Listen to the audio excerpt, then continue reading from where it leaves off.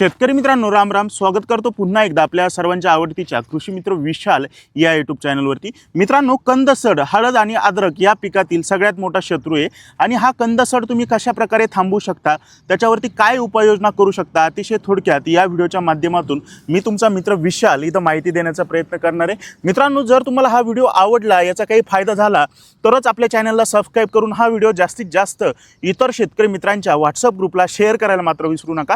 मित्रांनो, आपण योग्य टायमाला योग्य सल्ला आणि योग्य मार्गदर्शन जर घेतलं आणि त्या पद्धतीनं काम जर केलं तर सगळ्यात महत्त्वाचं म्हणजे आपला अनावश्यक खर्च सुद्धा तिथं वाचू शकतो आणि त्याच्यासोबतच आपल्याला एक चांगला रिझल्ट भेटण्यासाठी सुद्धा तिथं फायदा आहे, तर तो हा होऊ शकतो.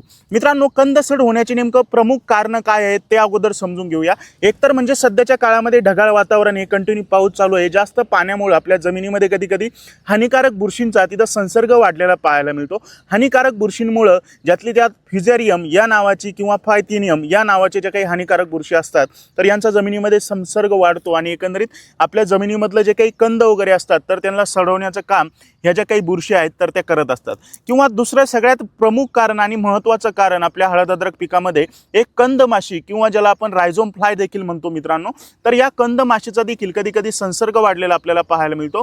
तर या कंदमाशीच्या जास्त प्रॉब्लेम झाल्यामुळे होतं काय माहिती का, जो काही हळद अद्रक पिकाचं फुटव्याचा जो पोंगा असतो पहा, किंवा आपण ज्याला दांडी म्हणूया किंवा पोंगा म्हणूया, तर त्या पोंग्यामध्ये त्या काडीमध्ये येऊन कंदमाशी अंडी घालून जाते. त्या अंड्यामधून जी काही आळी आहे तर ती आळी बाहेर पडलेली आपल्याला पाहायला मिळते आणि पूर्ण जो काही पोंगा आहे तर तो खराब तर करतेच करते, त्याच्यासोबतच तो पोंगा खराब झाल्यामुळं आपल्या जमिनीमधला जो काही कंद असतो तर त्याची सुद्धा कधी कधी सडायला तिथं सुरुवात झालेली पाहायला मिळत असते. तर सगळ्यात महत्त्वाचं म्हणजे एक फवारणी व्यवस्थापन सांगतो आणि एक ड्रिपचं व्यवस्थापन सांगतो. तुम्ही दोन्ही पद्धतीनं जर व्यवस्थापन केलं तर कंदमाशी आणि त्याच्यासोबतच जो काही जमिनीमधली कंदसड आहे तर याच्यावरती नियंत्रण 100% जो आहे तर तो मिळवू शकता. मित्रांनो, जमिनीमधून ड्रीप न सोडण्यासाठी नेमका असे कोणत्या बुरशीनाशकांचा तुम्ही वापर करू शकता, ज्याच्यामध्ये सगळ्यात महत्त्वाचं स्पेशली मर रोग थांबवण्यासाठी एक एंडोफिल कंपनीचं स्प्रिंट या नावाचं बुरशीनाशक आहे. मित्रांनो, याच्यामध्ये कार्बेंडायझिन आपल्याला 25% आणि मँकोझेब आपल्याला 50% या घटकाची मात्रा पाहायला मिळते. याचं फॉर्म्युलेशन वेगळं आहे मित्रांनो, त्याच्यामुळे हा जो काही मर रोगावरती याचा 100% आपल्याला नियंत्रण पाहायला मिळते. आपल्याला करायचं काय आहे, 250 ते 300 ग्राम प्रति एकरासाठी स्प्रिंट या नावाचं जे बुरशीनाशक आहे तर ते ड्रीपनं सोडायचं आहे. किंवा शेतकरी मित्रांनो, तुमच्या तिकडं स्प्रिंट हे बुरशीनाशक जर नाही भेटलं तर अशा टायमाला तुम्ही एक धानुका कंपनीचं जिनेट या नावाचं बुरशीनाशक आहे पहा, ज्याच्यामध्ये कासुगामायसिन प्लस थायोफेट मिथाईल हा टेक्निकल घटक आपल्याला पाहायला मिळतो.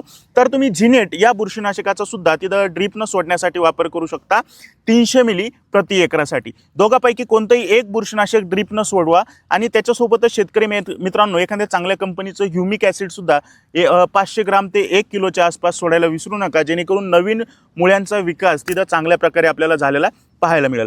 आता दुसरी सगळ्यात महत्त्वाची जी प्रॉब्लेम आहे मित्रांनो, तर ती म्हणजे कंदमाशी किंवा रायझोम फ्लाय. याच्यावरती आपण कशा प्रकारे उपाययोजना करू शकतो. शेतकरी मित्रांनो, ही कंदमाशी अतिशय घातक आहे आपल्या हळद अद्रक पिकासाठी. कंद पूर्णपणे कधी कधी सडून टाकण्याचं जे काम आहे तर ती ही माशी करू शकते. तुम्ही फोटोमध्ये पाहू शकता तर ती माशी आपल्याला कशा प्रकारे दिसताना पाहायला मिळते. कंदमाशीचं नियंत्रण करण्यासाठी अतिशय उग्र घाण वास असलेलं एखाद्या गॅस पॉयझनचा आपल्याला फवारणीमध्ये वापर करायचा आहे, ज्याच्यामध्ये एक टेक्निकल घटक सांगतो मित्रांनो, फेंथोएट 50% हा घटक असलेलं तुम्ही कोणत्याही कंपनीचं एखादं चांगलं जे काही कीटकनाशक किंवा गॅस पॉयझन असलेल्या उग्र औषधाचा फवारणीमध्ये जर वापर केला तर ही जी काही कंदमाशी आहे तर ती आपल्या शेतामध्ये येणार नाही. मग ज्याच्यामध्ये एक धानुका कंपनीचं धानुसान या नावाचं एक कीटकनाशक आपल्याला पाहायला मिळते, तुम्ही त्याचा देखील वापर करू शकता 40 मिली प्रति 15 लिटर फवारणी पंपसाठी. किंवा शेतकरी मित्रांनो, एक करोमंडल इंटरनॅशनल कंपनीचं अतिशय उत्कृष्ट फेंथोएट प्लस सायपरमेथ्रिन हा घटक असलेलं फेंडॉल प्लस या नावाचं एक प्रोडक्ट आपल्याला पाहायला मिळतं. तुम्ही फेंडॉल प्लस या औषधाचा सुद्धा वापर करू शकता 40 मिली प्रति 15 लिटर फवारणी पंपसाठी. आणि याच्यासोबत शेतकरी मित्रांनो, आपल्याला एक आंतरप्रवाही बुरशीनाशक वापरायला विसरायचं नाही आहे, ज्याच्यामध्ये तुम्ही मेटॅलॅक्झिल प्लस मँकोझेब हा घटक असलेलं जे सिजंटा कंपनीचं रेडोमिल गोल्ड किंवा सेम घटक असलेलं कोणत्याही कंपनीचं एखादं बुरशीनाशक घ्या. 40 ग्राम प्रति 15 लिटर फवारणी पंपसाठी एक बुरशीनाशक, एक अळीनाशक आणि एक सिलिकॉन बेस स्टिकर फवारणीमध्ये वापरा. आणि ही जी काही कंदमाशी आणि त्याच्यासोबतच जी काही जमिनीमधली कंदसड आहे तर ती जागेवरच थांबवा. शेतकरी मित्रांनो, व्हिडिओ आवडला असला तर चॅनलला सबस्क्राईब करून घ्या. इतर शेतकरी मित्रांच्या व्हॉट्सअप ग्रुपला हा व्हिडिओ जास्तीत जास्त शेअर करा, जेणेकरून इतर शेतकरी मित्रांना सुद्धा तिथं फायदा होईल.